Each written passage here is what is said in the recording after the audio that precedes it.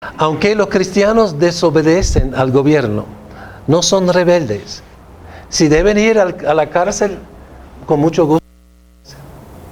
Ellos están en un conflicto que el gobierno prohíbe la reunión de cristianos y la iglesia, la Biblia exige la reunión de los cristianos. Entonces obedecen a Dios, pero no son rebeldes. Realmente, tienen una actitud. A la cárcel. Ellos llaman a la cárcel porque normalmente son 3 años. Y son librados de... No pasa en la cárcel. En la cárcel la gente tiene tiempo, ¿verdad? Y si hay una Biblia, en la cárcel sí. Es un lugar muy, muy difícil. Salen a la cárcel y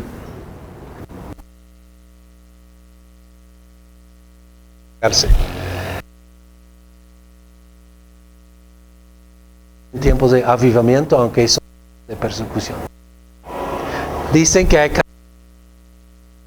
de cristianos en Chile, que miembros del Partido Comunista. Por eso son perseguidos, porque es un bloque grande de personas y amenaza. Sexto mandamiento: no matarás.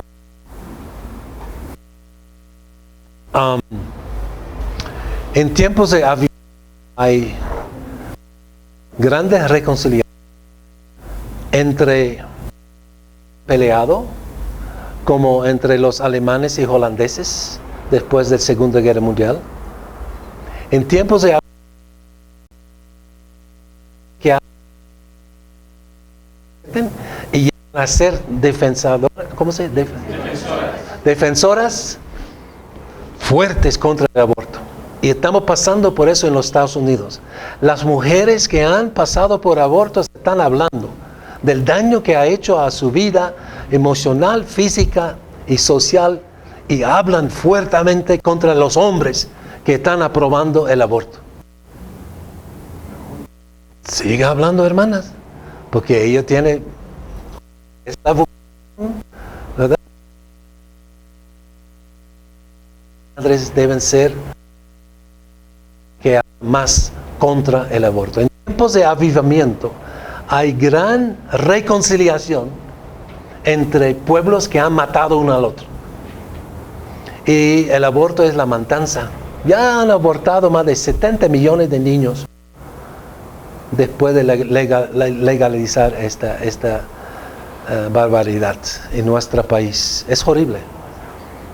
Pero el estado de Alabama, donde vivo, hace como 6 semanas o 2 meses, tomaron la decisión de prohibir el aborto, menos que la vida de la madre está en peligro. Entonces están protegiendo a la madre y al niño. Entonces es la ley más... Ahora, lo que pasa, Hollywood está en contra de eso. Disney está en contra de eso. Apartan su dinero, su negocio, del Estado. Había un Estado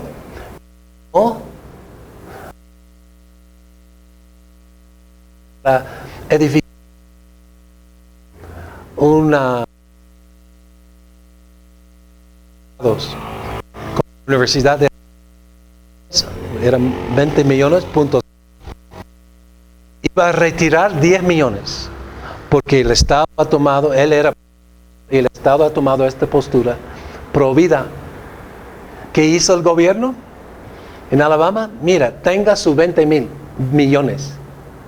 Si ustedes van a tratarnos así, no es bien.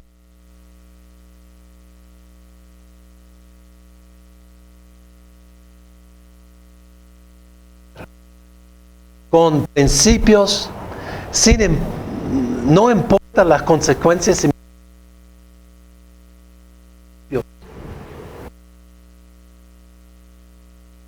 A pesar de Trump, ¿verdad?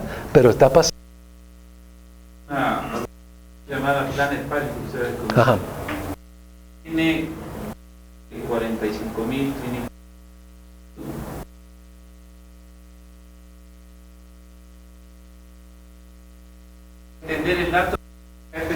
como 30,000 en el mundo, o sea, es decir, existen más clínicas abortistas en el mundo. Su amigo Obama, en cuanto a... Bueno, mencionaba, pero él dijo, Dios bendice Planned Parenthood. Que Dios bendiga Planned Parenthood. No hay que decir más. No hay que decir más. Ya tú sabes cuál lado está. Bueno, no sé quién es. El séptimo mandamiento. No cometer adulterio. En tiempos de avivamiento hay la restauración de relaciones matrimoniales. Hay un respeto para la familia. Ahora, hoy me dicen, aquí han aprobado, ¿verdad?, la ley de los homosexuales. Fue hoy, ¿no?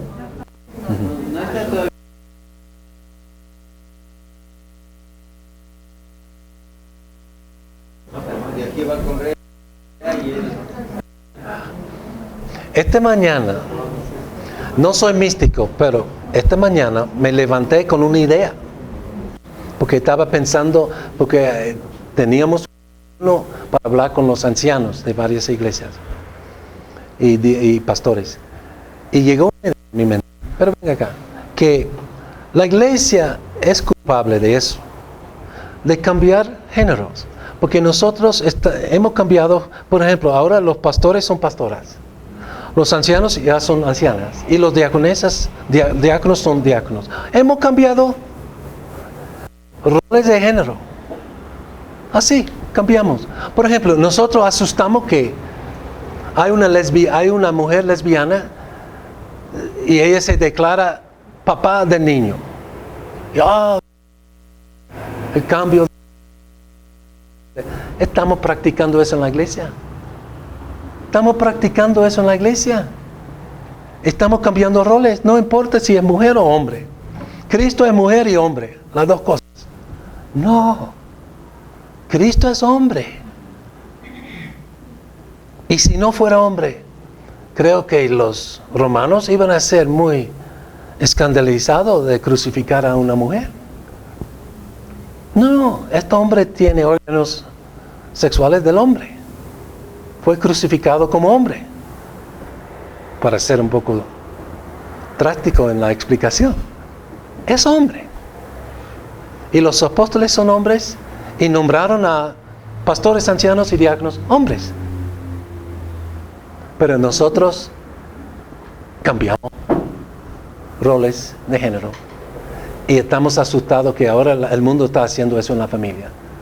Nosotros debemos arrepentirnos primero. Hemos dado muy mal ejemplo en nuestra cultura. Hemos sido parte de la liberalización de la cultura. Y debemos asumir responsabilidad. Y espero escuchar eso de sus púlpitos muy pronto. Ahora, disculpe, hay muchas iglesias que permiten que mujeres en atones muy sensuales comunidad. Bueno, me identifico con la gente con mi... ¿Sabe por qué? Cuando yo voy a una graduación y me dan una toga, me queda como minifalda porque mi altura.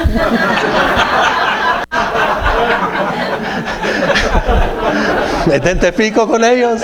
Las pobrecitas no tienen suficiente ropa. Y se ve en muchas iglesias, ¿no? En muchas denominaciones, en este estilo de predicación. Y da mucha pena, pues, porque un hombre en esa posición, viendo a una mujer, realmente en Colombia, se ven muchas fotos en internet. Cuidado con las fotos, hermano. Claro, no me quedo.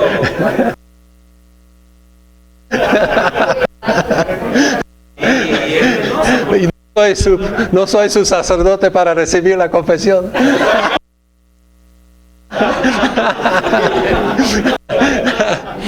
No es penoso ver este tema, ¿no? ¿Por qué Dios permite las cosas ridículas más y más pequeño puede saber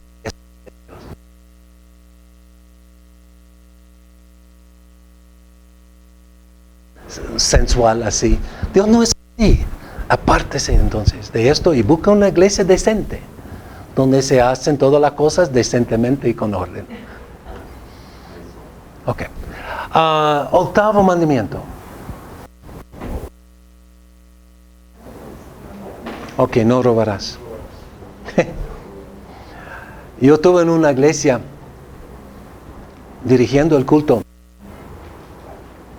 Yo dijo, ¿aquí hay ladrones? Y nadie dijo nada. Yo digo, aquí hay muchos ladrones porque ustedes no diezman. Ahora, como visitante puede decir eso, ¿no? Y yo digo, mire, si ustedes no diezman y no dan ofrenda, está robando a Dios. ¿Aquí hay algunos ladrones? Se puede resolver esta mañana. Oh, robamos a Dios.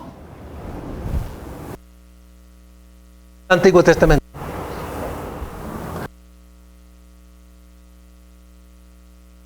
Y vivía por las ofrendas. Un grupo de discípulos como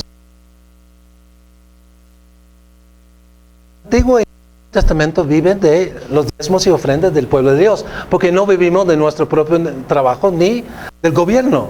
No hay otra manera. Los diezmos y ofrendas es un sistema increíble, fantástica. El movimiento cristiano. Entonces, es robar. Hay que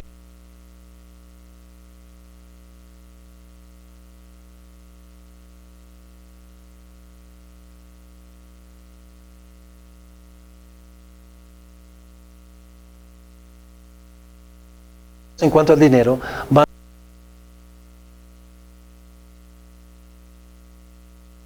y a mi esposa realmente, yo no era gran fanático de diezmo, ¿verdad? Pues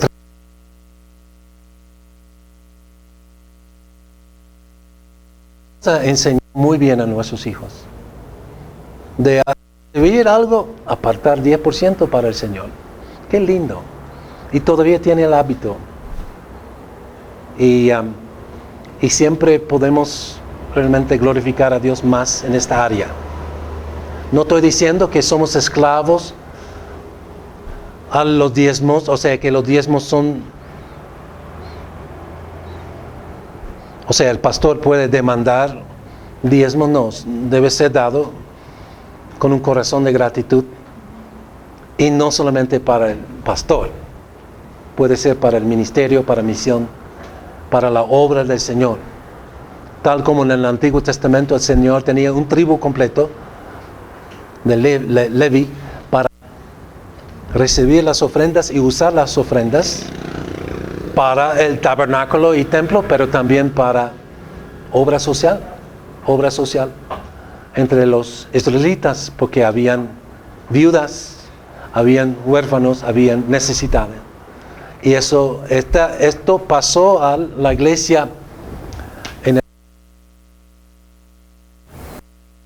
responsabilidad.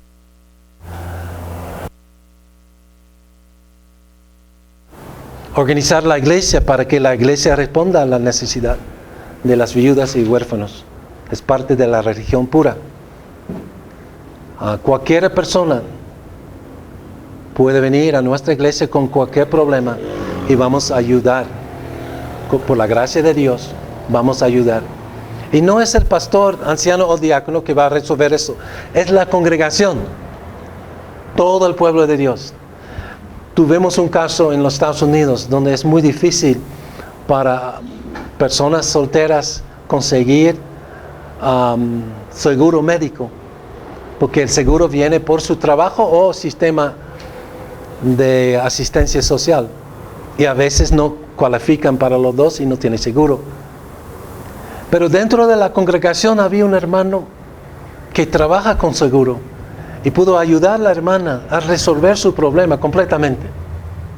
O sea, Dios nos ha dado los recursos necesarios para cumplir con el mandato de atender a los huérfanos y viudas en su aflicción. Y hay que confiar en eso. Y hay que en tiempos de avivamiento, como el día de Pentecostés, se notaba que no había necesidad entre ellos. Que los ricos vendieron hasta sus propiedades para atender a los pobres. No es que cada cristiano debe vender sus propiedades. No, para atender a las necesidades de los pobres, vendieron algunas propiedades. Ok. En tiempos de avivamiento hay este tipo de amor para el prójimo. ¿Perdón? Sí, ajá. El dador, sí, sí. Es muy lindo. Ahora, si vamos a la historia, había tiempos en la iglesia primitiva donde la iglesia compraba esclavos. Eso duró por un buen tiempo, comprando esclavos. Y la iglesia se llenó de esclavos, porque había muchos esclavos. En tiempos de avivamiento hay este tipo de reacción.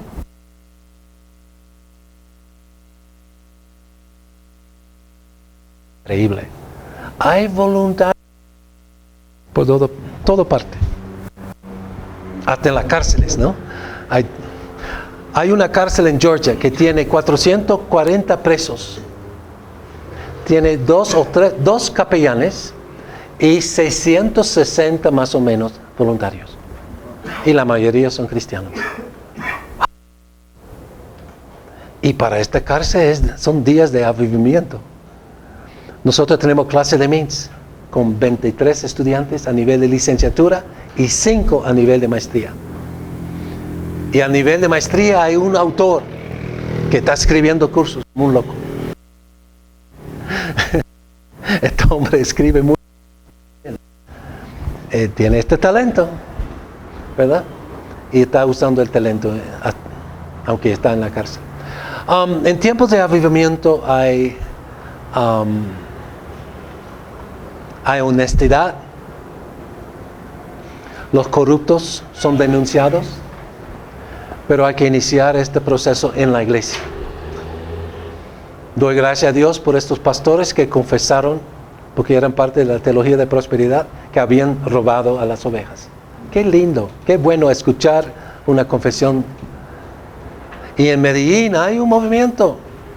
Es pequeño, no es grande, pero de avivamiento de pastores arrepentidos. Qué bueno. ¿Noveno mandamiento?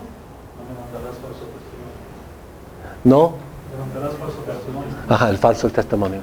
Entonces, en tiempos de avivamiento hablamos la verdad, confesamos a Cristo, y no solamente eso, pero el nombre de Cristo va a ser anunciado y honrado en todas las áreas de la vida, incluyendo en la política. Que hay un honor a Dios, porque, bueno, se nota con la tentación de Satanás. Él tiene mucho que ver con la política, ¿verdad? Él quiso entregar los gobiernos al Señor, aunque no. Pero en tiempo de avivamiento, hasta grandes líderes políticos van a confesar a Cristo. Y en la historia de la iglesia hemos visto eso. Hemos visto tiempos, especialmente entre los puritanos, por ejemplo, en Inglaterra y también en los Estados Unidos, donde los políticos fueron usados para Dios. Ahora, un ejemplo. ¿Es uno de esos, Trump? Disculpe. No hablamos de Trump. Yo voté por Trump, pero no voy a hablar de Trump. Muchos hablan de Trump. Sí, pero no vamos. No hablamos de Trump. Quiero hablar de Benito Juárez porque queda 2 minutos. Benito Juárez, un hombre, un siervo de Dios, de verdad. Él fue utilizado por Dios en México de poner leyes anticlericales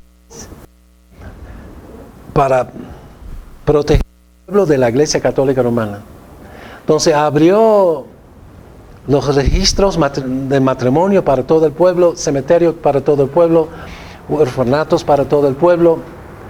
Él sacó todos estos edificios que tenían los católicos para el pueblo. Este hombre fue usado por Dios y no llegó a ser cristiano hasta la última etapa de su vida. Y su esposa también era cristiana. En su último año, él invitó a las agencias misioneras protestantes, episcopales, bautistas, congregacionalistas y presbiterianos de ayudar en la tarea de educar a los indígenas, de traer educación de la Biblia a los pueblos. O sea, este hombre abrió las puertas, aunque sus leyes eran anticlericales y los protestantes tuvieron que obedecer estos también. Pero se notaba que Dios usaba a Benito Juárez para su gloria. Y los resultados hasta hoy se viven en México. Entonces, estoy seguro, por ejemplo, ustedes en el siglo XIX, un presidente, según yo he estudiado, fue usado por Dios. Antes del protestantismo, pero fue usado porque fue él que invitó a Diego Thompson para estar presente y funcionar. O sea, hasta esta persona glorificó a Dios. Y Dios merece toda la gloria y toda la honra. Y el último, no codiciarás. Este mandamiento es cumplido cuando codiciamos a Dios sobre todo. ¿Ok? Eso es el aporte de John Piper. Él presta mucha atención a este tema de cómo codiciar a Dios. Covet God. Y son términos fuertes y creo que es bueno. Él habla del hedonismo cristiano, ¿no? La placer, o sea, tener placer en Dios, codiciar a Dios, amar a Dios, entregarse completamente a Dios. Entonces él empuja esta idea y realmente ha sido escuchada y bien leída también, John Piper. Entonces, bueno, para hoy eso realmente la lección 2 y 3 y mañana, si Dios permite, vamos con el 4 y adelante. Si tiene algunas preguntas, acércame después. Vamos a terminar en oración. Yo sé que es la hora para salir, pero si tiene alguna pregunta, estoy a sus órdenes para contestar. Tengo un voluntario. Ah, sí. No, ya terminé. Sí. Para orar. Pero no en lenguas, por favor. Ok. ¿Alguien quiere orar para despedirnos? Bueno, si lo hagan decentemente con orden, no hay problemas. ¿Hay un voluntario? Amén, amén. Ok, Fernando. Padre bendito, gracias por este maravilloso tiempo de aprender tu palabra, de estar entendiendo las cosas que tú tienes preparadas para nosotros, que son grandes y maravillosas. Gracias por la presencia de Cornelio aquí, de los hermanos. Es poder tuyo y sabiduría tuya traernos aquí y poder participar de este seminario, de estas enseñanzas muy enriquecedoras. Gracias, Señor, por Cornelio, su vida, todo lo que le ha hecho su familia, su madre, sus hermanos convertidos que están trabajando, y que veamos en esto un ejemplo para que nosotros también podamos, Señor, llenarnos de ese valor y participar también activamente como siervos tuyos para la edificación del cuerpo de Cristo, para que la iglesia cada vez sea más viva, más fuerte, más entregada, sin vergüenza, hasta con los vecinos. A veces tenemos vergüenza de hablar a un compañero en el trabajo, y que estas cosas no sucedan, que nos sintamos valiosos en tu reino, que nos sintamos fuertes, que nos sintamos con denuedo para hacer las cosas, llenos del Espíritu Santo de fe, que sintamos esa justificación por la fe, y que a través de la santificación que viene del Espíritu podamos hacer cada obra que tú nos mandes a hacer. Seamos obedientes y buenos en todas las cosas que hagamos, así como tú hiciste muchas cosas buenas, nosotros también podamos hacerlo. Bendecimos este lugar y a cada persona que está aquí, bendícela abundantemente, llénanos de tu gracia, de tu poder, de tu gloria, y más que nada, ayúdanos con tu misericordia sobre nuestras vidas. Perdona nuestras faltas, nuestros pecados, porque hasta lo bueno que podemos hacer y no lo hacemos nos es pecado. Y nos sentimos y nos humillamos delante de ti. Ayúdanos a ser mansos y humildes de corazón en todo tiempo. Gracias, Señor, por todo. Gracias, Padre del cielo. Gracias, Espíritu Santo. Oramos agradecidos en Cristo Jesús, Señor nuestro y Dios nuestro. Amén. Amén. Gracias, hermano. Amén. Muy Un bien. anuncio, por favor, y con esto ya nos vamos. Hay algunas personas que no se han registrado. Entiendo que están algunos de oyentes. Por favor, tienen que registrarse en la Secretaría. Hay un costo que hay que pagar para cubrir los gastos de los refrigerios, de administrativos. Y mañana nos vemos a las 6. ¿De acuerdo? Pero no. Inviten a otros. Una cosa, el avivamiento trae consigo también estudiar la palabra, ¿cierto? Y estudiar el MITS. Entonces, anímense a los oyentes y los certificados. Señor les bendiga. Gracias por venir.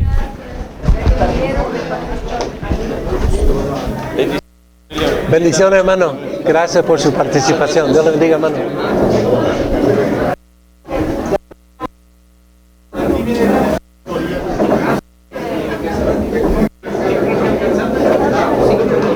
Dios le bendiga, hermana. Duerme bien.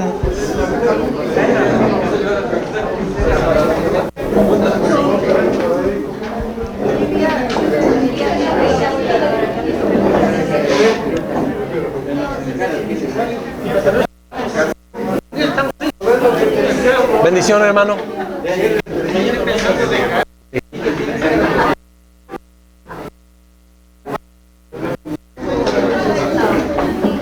Dios bendiga, hermano. Bendiciones, hermano. Gracias. Ok, Dios la bendiga. Gracias por participar. Dios bendiga, hermana. Bendiciones. Dios bendiga, hermano. Nos vemos mañana. Excelente. Gracias, hermano. Dios bendiga. Ayer hablamos de algunas historias en cuanto a avivamiento. Obviamente hay avivamiento por todo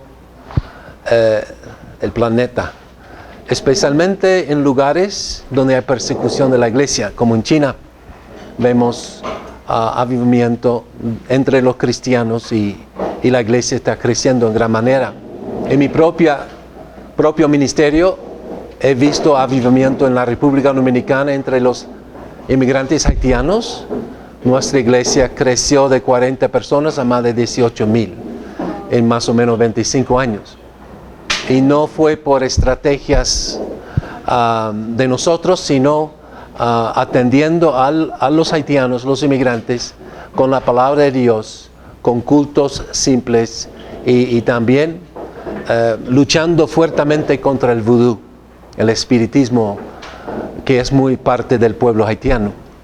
Después de eso vi un tipo de avivamiento en los Estados Unidos, era más teológico que crecimiento en las iglesias. Fue por el ministerio no solamente de R.C. Sproul, pero también de otros ministerios como de Juan MacArthur y de Keller también.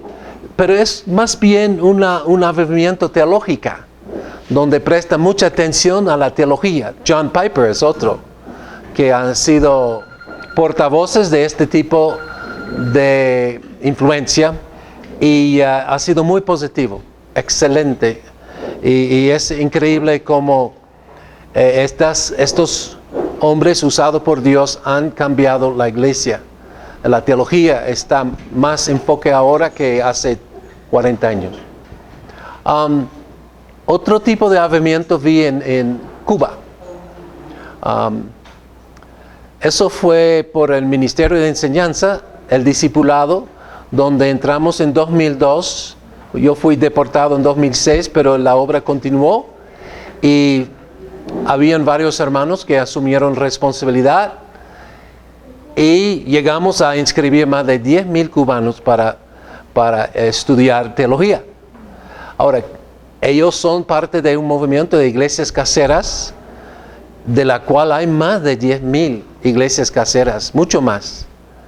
Y hay un hermano que estudia este fenómeno y se llama el doctor Norberto Quesada de Los Pinos Nuevos, y de verdad Hay otros hermanos también que nos dicen lo que está pasando en Cuba. Es increíble, la gente es muy pobre.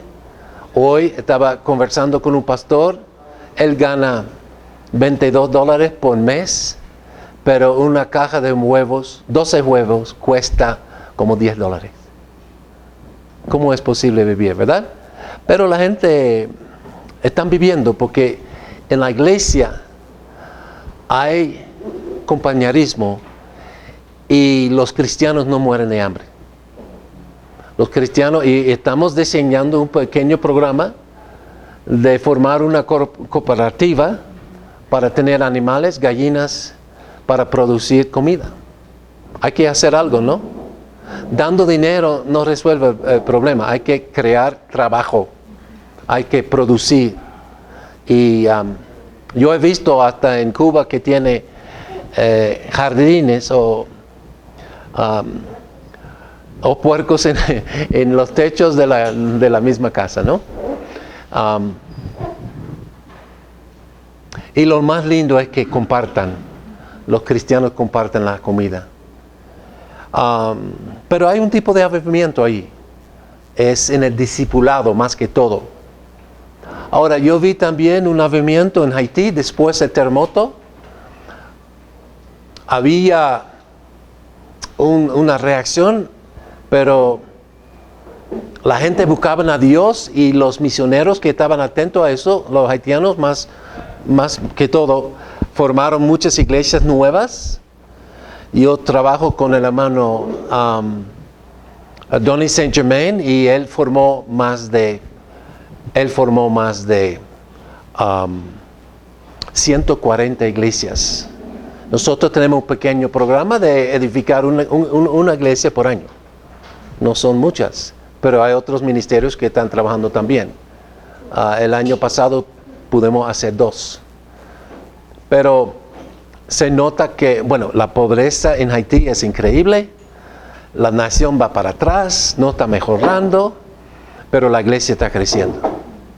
Dios es capaz de usar la pobreza como instrumento divino para llamar atención a la gente que la solución no está con el gobierno, sino está con Cristo. Y la gente que buscan a Cristo, ¿verdad? Dios está usando en Haití para alcanzar a otras personas. Y por fin he hablado sobre avivamiento en Venezuela o entre los venezolanos. Estos venezolanos que andan por la calle no simplemente existen aquí para sobrevivir, sino que necesitan el Evangelio. No la recibieron allá, entonces están aquí para recibir el Evangelio. O sea, la Gran Comisión es la causa primaria para la historia humana. No es la política, no es la religión, es la Gran Comisión, el cumplimiento de la Gran Comisión. Pues este tipo de avivamiento es muy distinto, es por los refugiados, pero cuando las iglesias presten atención, van a ser bendecidas, porque el Señor va a usar las iglesias para agrupar a esta gente que necesita el Evangelio. También hablamos sobre la definición de avivamiento. Martin Lloyd-Jones, y él tiene un libro aquí, si ustedes pueden comprar. Es un poco complicado, ¿okay? No es para la escuela dominical de niños, pero él hace estudio de avivamiento, y es muy bueno, pero bastante fuerte. R.C. Sproul también está de venta, La Santidad de Dios. El enfoque en la santidad de Dios es muy bueno y parte del avivamiento que está pasando, avivamiento teológico que está pasando en los Estados Unidos. Ya el hermano murió, está con el Señor, yo fui al funeral con mi hija, pero Dios va a usar sus materiales y sus discípulos también. Jonathan Edwards es un teólogo del siglo XVIII y él también habla de los avivamientos en su tiempo. Y tengo aquí Eliezer Bermúdez es nuestro coordinador de MINS en Venezuela. También es presidente de la Convención Bautista. Esta iglesia está creciendo en gran manera porque han quedado en el país. Hay los que salen, hay más de 4 millones de personas venezolanos que han salido, pero hay millones que han quedado. Pues él ha escrito, y yo voy a usar un capítulo. Él escribió 5 libros para su doctorado, y hay un resumen de uno de estos libros. Bueno, él hace un resumen de los 4 libros aquí. Y hay un capítulo, hay un libro que es el libro número 3, que habla de la obra del Espíritu Santo en la vida del cristiano. Y voy a usar esto hoy también para hablar sobre la obra del Espíritu Santo. Bueno, estos son algunos recursos, más los 2 recursos que presentamos ayer. Uno de R.C. Sproul, Misterio del Espíritu Santo, y el otro escrito por Juan MacArthur. Ok, terminamos. No hemos hecho suficiente estudio en el Antiguo Testamento, pero por lo menos fuimos a la introducción. En el principio creó Dios los cielos y la tierra. El Ruach Elohim, el Espíritu de Dios que movía sobre las aguas, donde Dios está activo en la creación por medio del Espíritu Santo.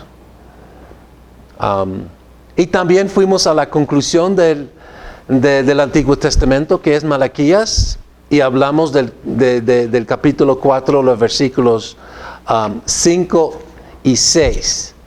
Y la conclusión del Antiguo Testamento, y el resumen de la conclusión es: acuérdase de la ley de mi siervo Moisés.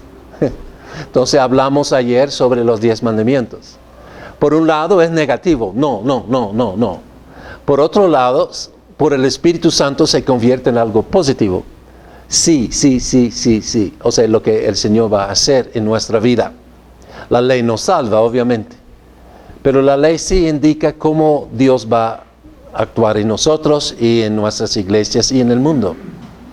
Entonces, acuérdase de la ley de mi siervo Moisés. Recuerden los preceptos y las leyes que le di en Horeb para todo Israel. Estoy para enviarles el profeta Elías antes que llegue el día del Señor, día grande y terrible. Él hará que los padres se reconcilien con sus hijos y los hijos con sus padres. Y así no vendré a herir la tierra con destrucción total. Bueno, es una conclusión. Debemos reconciliarnos. Cristo viene para eso, ¿no? Para darnos el poder del Espíritu Santo para ser regenerado y reconciliarnos con Él, con Dios y con nuestros familiares. Entonces la ley, la reconciliación, podemos hablar de la ley y el Evangelio de reconciliación. Y en la historia de la iglesia nosotros hablamos mucho de la ley y el Evangelio. Y es la conclusión del Antiguo Testamento. Ahora, en el Nuevo Testamento, si tiene su libro, voy a usar un poco más lo que ya he escrito. Quiero confesar que debo mejorar lo que he escrito. Yo voy a casa ahora y voy a reescribir un poco esta obra porque no está completa. Sin embargo, hay buenas cosas aquí. Y en la lección 6 hablamos del Espíritu Santo y la preparación de Jesús, o sea, la preparación del ministerio de Jesús. Una característica o una señal o identificación de la obra del Espíritu Santo es Cristo Jesús. El Espíritu Santo no habla de sí mismo. Por eso en las salutaciones a las epístolas se hablan del Padre por nombre y el Señor Jesucristo por nombre, pero no hablan del Espíritu Santo por nombre. Sí mencionan el fruto del Espíritu Santo como amor, paz y gracia, pero no mencionan al nombre del Espíritu Santo. ¿Por qué? Porque es parte de su obra. Parte de la obra del Espíritu Santo es glorificar al Padre y al Hijo. Cuando el Espíritu Santo actúa, Él va a manifestar a Cristo. Y al conocer a Cristo vamos a conocer al Padre. Jesús dijo en Hechos 1:8, cuando vendrá el Espíritu sobre nosotros, darán testimonio de mí.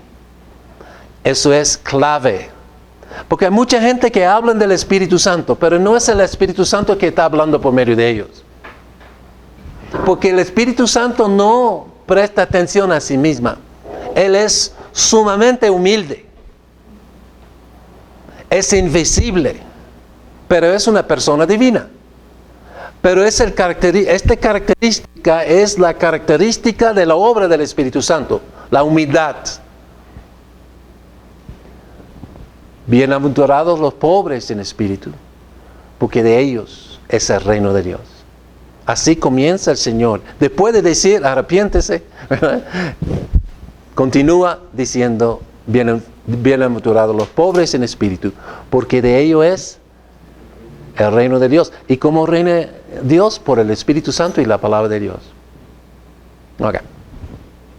Ahora, en los evangelios, y principalmente en los primeros capítulos, tenemos la obra del Espíritu Santo en la preparación de Cristo en su primera venida. Voy a señalar algunas cositas, no puedo decir todo. Pero antes de llegar a eso, hay preguntas sobre ayer, lo que enseñamos ayer. ¿Algunas preguntas? ¿Aclaraciones? ¿No? Está bien. Ok, continuamos. La primera mención del Espíritu Santo en el Nuevo Testamento es con Juan el Bautista, en su nacimiento. Dice Lucas 1:15, y será lleno del Espíritu Santo, aún desde el vientre de su madre. Se nota aquí que el Espíritu Santo tiene la capacidad de usar hasta un niño en el vientre de su madre. Ahora, nosotros creemos que los niños no nacidos son personas. La vida humana comienza en la concepción. ¿Okay? Por eso estamos en contra del aborto. Matar a un niño ya concebido es matar a una persona. Bueno, es una aplicación social, vamos a decir, a esta verdad. Pero en cuanto a la preparación para la obra de Cristo, ya en el vientre de su madre, Juan estuvo lleno del Espíritu Santo. Ahora, ¿cuál era la indicación que él estaba lleno del Espíritu Santo? ¿Recuerdas? Cuando su madre estaba en la presencia de María, saltó el niño. Perdón, pero dice desde antes de nacer. Sí, antes de nacer. Ay. ¿Está bien? Ok. Pues, nótase en la soberanía de Dios, Dios es capaz de preparar hasta los niños no nacidos para el ministerio. Por ejemplo, uno pregunta, ¿pero qué propósito tiene pues el aborto de tantos niños? En los Estados Unidos oficialmente han abortado más de 70 millones de niños. ¿Qué sentido tiene eso en cuanto a la obra de Dios? ¿Están las cosas fuera del control de Dios? No. Cada niño matado condena a un adulto. Y si este adulto no se arrepienta, va a ser condenado para siempre. O sea, la vida del niño vale. Y el Antiguo Testamento nos enseña que si alguien mata a un niño no nacido, debe morir. Vida por vida. Entonces estos niños sirven de testimonio de la justicia de Dios. Porque ahora los padres, los médicos, los políticos y los que votan a favor de políticos que están a favor del aborto son culpables. Ajá. Y por la gracia de Dios, esta realidad ha servido para la conversión de muchas personas, incluyendo las madres que están conscientes que han matado al niño. Entonces, para algo sirve. Para algo sirve. En la teología luterana, eso se llama el mano izquierdo de Dios.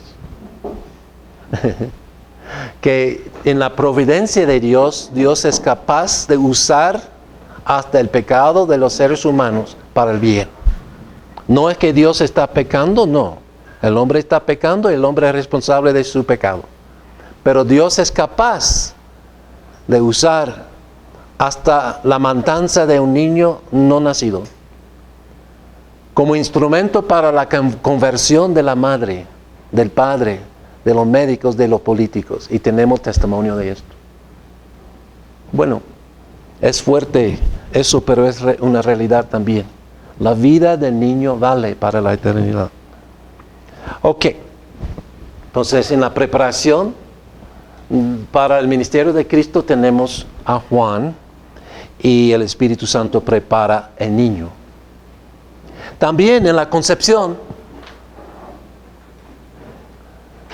en Lucas 1:35, el Espíritu Santo vendrá sobre ti y el poder del Altísimo te cubrirá con su sombra, por la cual también el santo ser que nacerá será llamado Hijo de Dios. Entonces, por la concepción milagrosa, por la intervención del Espíritu Santo, por la concepción por el Espíritu Santo, pues la divinidad del Hijo de Dios es preservada. Es muy lindo eso. Entonces, el Padre de Jesús es Dios el Padre, no es José. ¿Okay? La madre sí. La madre de Jesús como ser humano es María. Yo no creo que es madre de Dios. Hay un gran debate sobre eso. Y R.C. Sproul estuvo al otro lado del debate. Él dijo, no, hay que decir que María es madre de Dios. Yo, no. Esta doctrina se nota por sus consecuencias, ha traído mucha maldad en el mundo. La mariología se nota por los frutos que no es cierto. Y yo estoy más convencido hoy que ayer de que Cristo es, o sea, María es la madre de Cristo según la carne, humanamente hablando. Porque Dios no tiene madre. Dios es eterno. Y como el Espíritu Santo preserva la eternidad de Cristo por la concepción milagrosa, nosotros también en nuestra teología debemos preservar la eternidad y divinidad de Cristo. Ok. Ahora, el Espíritu Santo muestra que la divinidad y eternidad del Hijo de Dios debe ser preservada. Por eso nosotros debemos creer que Cristo es Dios. Si Cristo no es Dios, pues no necesita el nacimiento o la concepción milagrosa. Y si Cristo es un ángel, no necesita nacer. Los ángeles, por definición, no nacen ni mueren. ¿Ok? Cristo no es un ángel. Cristo es Dios y asumió la carne humana, o sea, la naturaleza humana. Él es 100% Dios y 100% humano. Entonces, la concepción milagrosa de nuestro Señor Jesucristo también está relacionado con nosotros. Aquí hay un comentario en la página 53 de Mario Di Gangi. Es italiano, pero también es canadiense y era un amigo mío. Y escribió bastante. Era pastor por años en la 10ª iglesia presbiteriana en Filadelfia y ahora está con el Señor. Él dice, la encarnación del Hijo de Dios no fue resultado del poder procreador de José, sino el poder creativo de Jehová. El Salvador nació sin paternidad humana, como Melquisedec. Haciendo aún más dramático el hecho que Dios amó tanto al mundo que dio a su único hijo para salvar a los pecadores. Ahora, en la misma manera, nuestra regeneración, usted nota aquí en este lado, nuestra regeneración viene por el Espíritu Santo y no viene por el poder humano. Nuestra regeneración, la nueva naturaleza, viene por el Espíritu Santo que usa la palabra de Dios. Vamos a buscar a 1 Pedro 3, 1, 23. Si alguien puede leer, por favor, 1 Pedro 1, 23.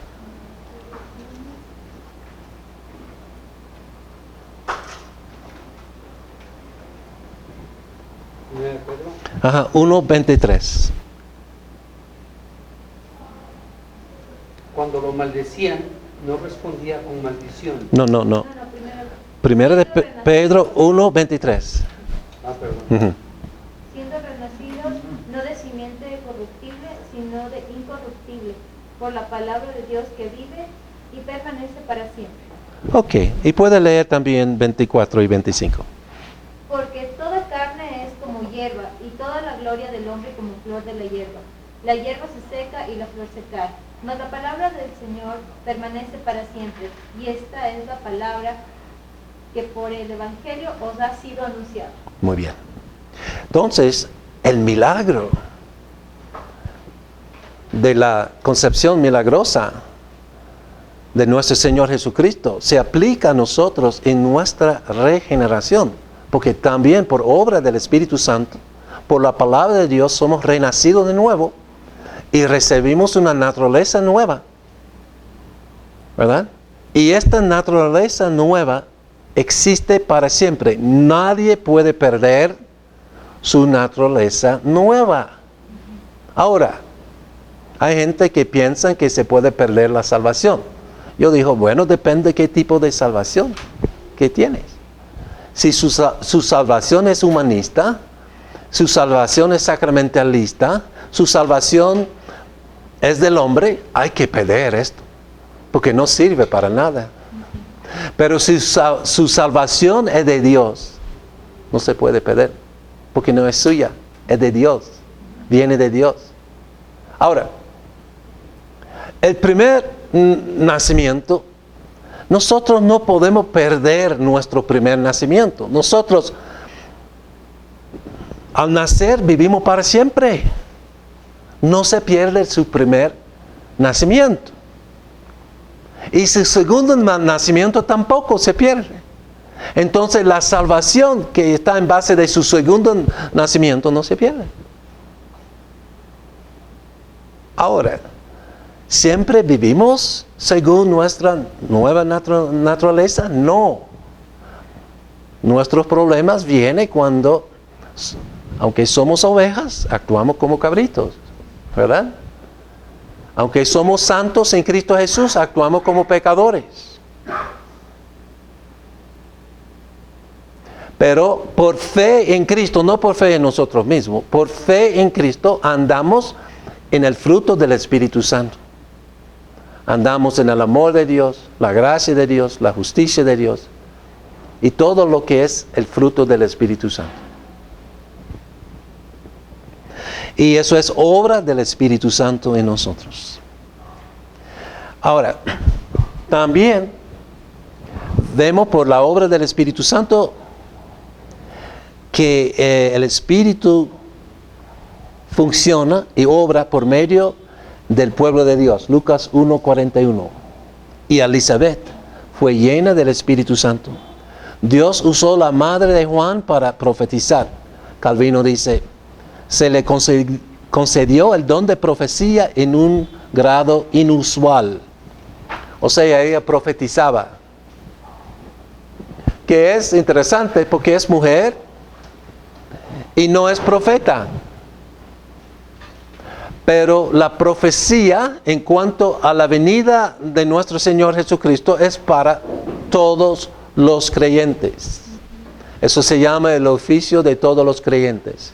Y se nota que aquí el Espíritu Santo no habla por el sumo sacerdote, ni por los fariseos, ni por los líderes religiosos, escribas. No. El Espíritu habla por una sierva, se llama Elizabeth. Qué lindo. Entonces el Espíritu va a usar todo el pueblo de Dios. También el Espíritu capacita la lengua para hablar por el Señor y sobre el Señor. Y Zacarías, su padre, fue lleno del Espíritu Santo y profetizó diciendo. Entonces Zacarías también profetizó sobre nuestro Señor Jesucristo.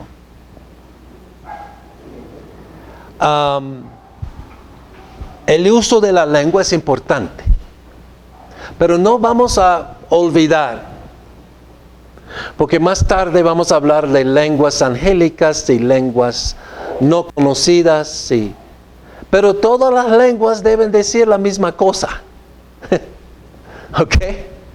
No importa si alguien está hablando en lenguas de ángeles, o lenguas no conocidas, o lenguas conocidas, o si uno está pensando en sueños o en visiones, no importa el medio de comunicación, todos los medios deben tener el mismo mensaje, que es el Evangelio de Cristo Jesús. Mi experiencia es, si mi sueño no habla de Cristo, creo que es malo el sueño. Si mis pensamientos no piensan en Cristo, no son buenos pensamientos. Toda la comunicación, los medios de comunicación que pasan por nosotros deben hablar de Cristo, tener el mismo mensaje. Nuestra unidad en la iglesia no está en los dones, está en el mensaje de los dones. La unidad está en el mensaje que dice Apocalipsis, que el espíritu de profecía es el testimonio a Jesucristo. La evangelización debe hablar de Cristo. La profecía debe hablar de Cristo. La predicación debe hablar de Cristo. La enseñanza debe hablar de Cristo. Lenguas deben hablar de Cristo. Todos deben confesar a Cristo. Nuestra unidad está en el mensaje del Evangelio según la palabra de Dios. Pero muchas veces nosotros no queremos examinar el mensaje. Estamos mirando en el medio de comunicación en vez del mensaje de comunicación. Pero el Espíritu Santo es capaz de hacernos hablar y confesar a nuestro Señor Jesucristo, tal como Elizabeth y con Zacarías. No solamente el Espíritu va a comunicar, pero también va a consolar. Lucas 2:25. Simeón, y este hombre justo y piadoso, esperaba la consolación de Israel, y el Espíritu Santo estaba sobre él. Entonces la consolación, el consuelo del Espíritu Santo cayó sobre Simeón. Para nosotros también, el Espíritu, el Paracleto, está para consolarnos. ¿Por qué necesitamos consolación? Porque vivimos en un mundo caído. Vivimos en tiempos difíciles. Y necesitamos el Salvador. Y necesitamos saber que Dios está con nosotros. Y Simeón estaba esperando lo que es la consolación de Israel. ¿Qué es la consolación de Israel? El Mesías. Pero el Mesías fue matado por Israel.